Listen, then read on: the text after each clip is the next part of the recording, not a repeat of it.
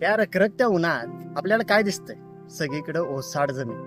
पण याच रखरखत्या उन्हात, याच माळरानावर डोळ्याला सुखावत येणार एक झाड आहे. या दाखवतो. तुम्हा आम्हाला सर्वांना माहीत असणारा हा गुलमोहर.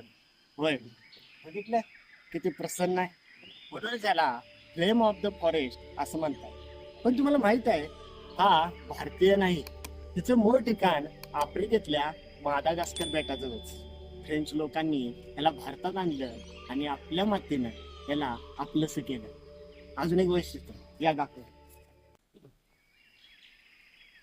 त्याला 5 पानं असतात. त्यातल्या 4ही पाकळ्या ह्या सेम असतात, पण एक पाकळी ही थोडीशी फिक्कट केशरी रंगाची असते.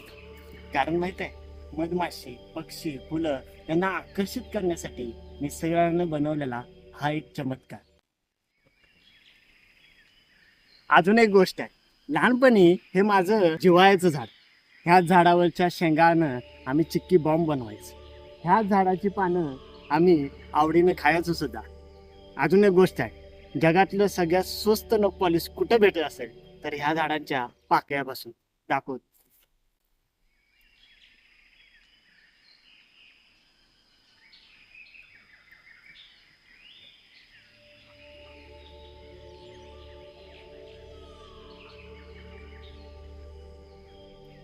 आहे का नाही एकदम इंटरेस्टिंग?